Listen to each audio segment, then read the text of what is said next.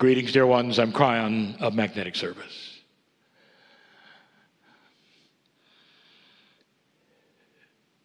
All over the world, dear ones, my partner will go and give messages that are the same. And you have to hear them a little differently every time.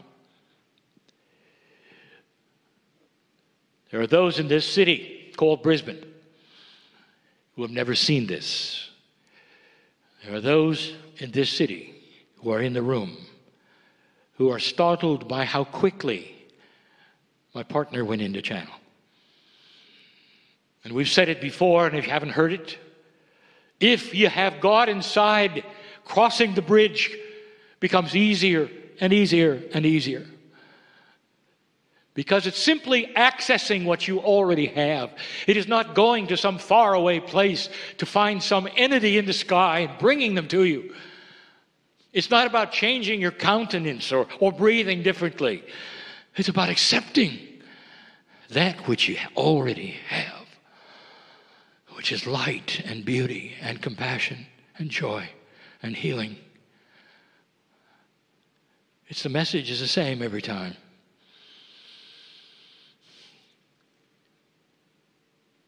Humans want to title these channels. They do, whether or not I give one. It's a linear desire. What is the title today? And in the past I never did, because it is so linear. But I will. And today we're going to call this short message, Watch for the Bubbles. I want to talk about the layers of belief. Things are changing when it comes to the way human beings think, the way they survive. Let me talk about an old energy situation of belief. There's really two kinds of things in your life that will set up what you believe. And the first is what you've been taught. What did your parents tell you about the man in the chair channeling? What did you learn in school about this possibility of what is going on right now? What did those in organizations, perhaps that were spiritual, tell you? And whatever that was solidified in your consciousness because these were people that you trusted. These are individuals that you loved. And you start to build, therefore, a wall of belief. It's more than a wall, it's a box. It's almost like it surrounds you and becomes you. You are defined by what you believe. If you doubt that, when you meet a politician and they tell you what they believe or what party they belong to, you just exposed their box. That's who they are. And so this box of belief becomes you. But dear ones, in an old energy, you have to do more than put it in a box. You've got to make it a castle. The walls have got to be strong so no one can chip it down. Because it becomes your existence and your survival. What you believe is who you are. There are those in the audience, there always are. Old souls, everyone, who will not necessarily believe in what is going on right now because of what they've been told. The second aspect of belief in these layers comes from experience. What you therefore experience becomes the second box. Some even say it's a concentric series of boxes, that there are many layers, boxes within boxes. First, that's what you've been told, and second, what you experience, and it all comes together to shape you. And in an old energy, dear ones, you count on it. You go from place to place, and this is you. Dear one, with what you know about compassion and about God, with what you actually perhaps have experienced, what happens when you share that with somebody with a strong box? They'll walk the other way. They won't say, well, that's not what I believe, but it's interesting. Tell me more. Instead, they will shut you out because you are therefore a threat to their survival in their box. It's an old energy attribute that is human nature. It's the way civilization works and how it competes for resources. It surrounds itself with itself. Make sure that nobody else can get in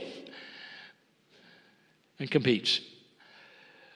Dear ones, this is starting to change. Well, Kryon, what happens when somebody is converted to another thinking? Isn't that changing the box? Oh, dear ones, what it is you got out of one box and you got into another. And in the process, you lost a lot of friends because their box and your new box, they don't get along. And therefore, you have the war of the boxes. And you know what I'm talking about.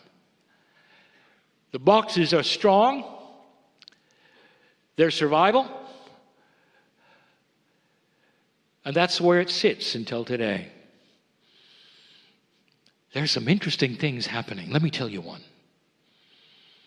Science is playing a part in the examination of something you never thought they would examine. The human soul. Now let me tell you why, very briefly. Later today, my partner is going to bring you proof of the discovery from major institutions and university that consciousness changes physics. Therefore, consciousness must be energy. Are you following this? If consciousness is energy, suddenly it must then obey the laws of known energy as brought to you by Einstein. And one of those laws, the first one of thermodynamics, is that energy cannot be created or destroyed. What happens when someone dies to consciousness? Now, in the past, those laws of thermodynamics, when a human being died, there was no problem. They went back to the earth. The energy that was a human would then be dissolved and it would be accepted. It would change. But suddenly, consciousness, it doesn't atrophy. It just simply vanishes. Where does it go? What does it do? Therefore, science had to look at it. And what they came up with is this. Consciousness must be energy, and when you die, it goes back to the universe. And that's as good as they can make it. That's the study of the human soul, dear ones. Now let me tell you about the bias of their box. Even though they're studying the human soul, the energy of consciousness and life after death, you will find that they never, ever study it both ways. It only goes in one direction. That's the linearity of time. They never ask the question, how did the energy get to you?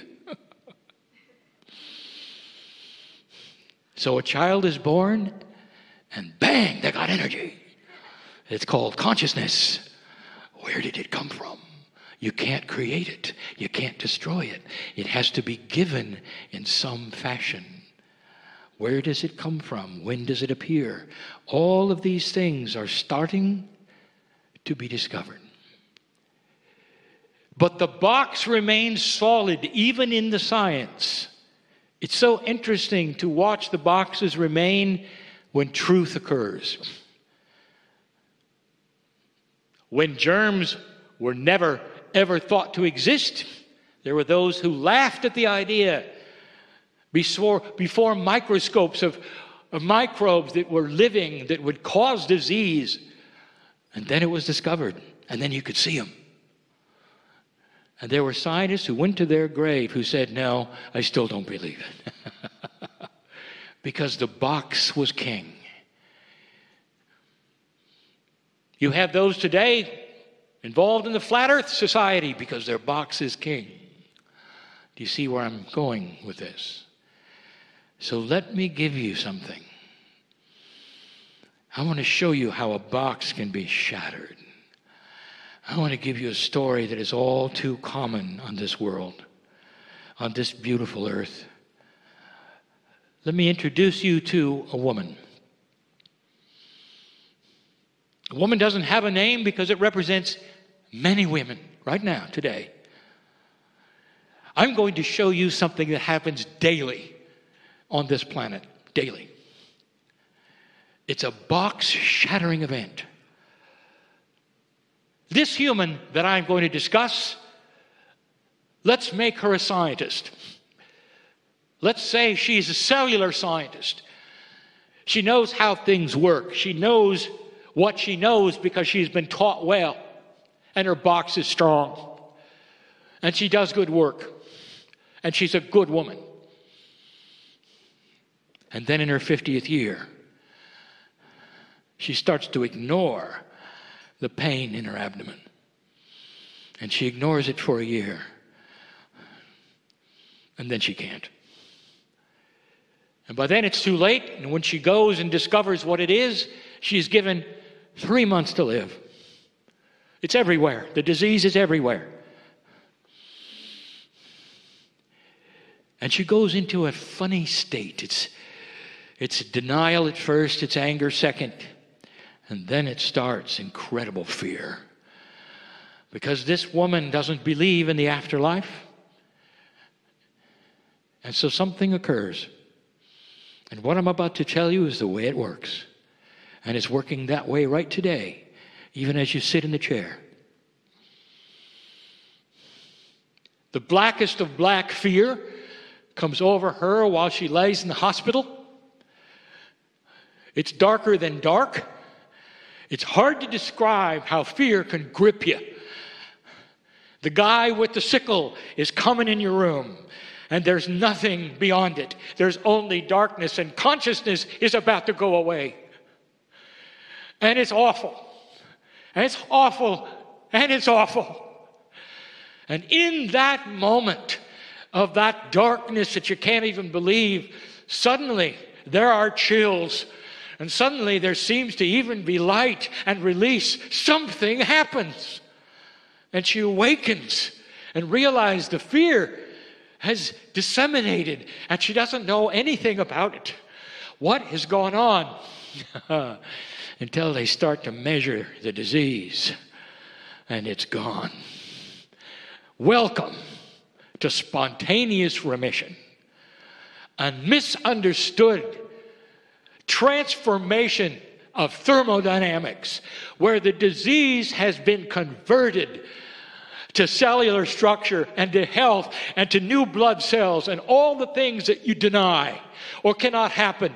And it happened because the individual was so scared they were all converted. Over and over, hospital and hospital and hospital and hospital. And they'll call it a miracle. And they won't understand it's the magnificence of the human being. Even an unbeliever will control their own biology. And in this case, it was fear. What about the one who has ultimate compassion and touches the higher self? The same thing. They have to suspend belief completely. And it happens over and over. And it doesn't become proof, dear ones, it becomes a mystery. Because the boxes of those around don't understand that this woman's box has been shattered. Shattered. And instead, she didn't lose belief, except that what she has now is a bubble. The bubble is expandable every day. She realizes she doesn't know what she doesn't know. She looks forward to things that are coming. That belief box is no longer rigid. It's permeable. It's a bubble that can go any way, any size. And I want to tell you something. The children of this planet are being born with bubbles. And no matter what you tell them, Grandma, Granddad, I will tell you, if you noticed, they're not going to believe you. Because they've got to experience things that are intuitive for themselves. They come in with a consciousness that knows better than to build a box that says this is all there is.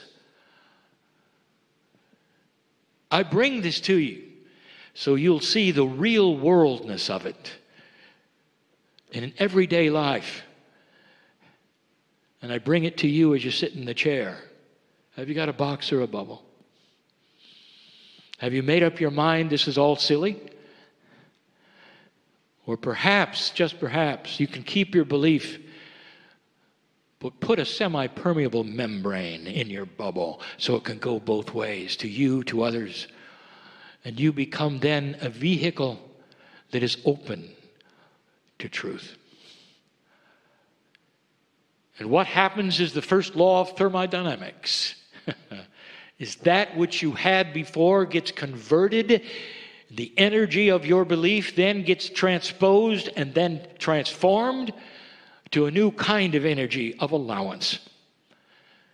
And rather than you believing, you allow.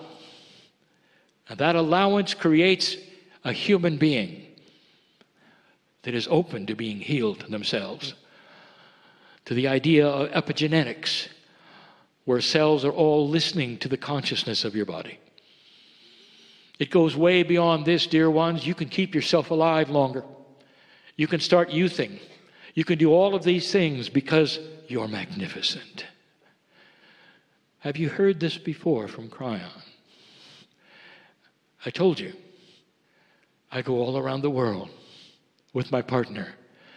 I give the same message. Enablement, beauty, compassion, and oneness will create peace on earth. And so it is.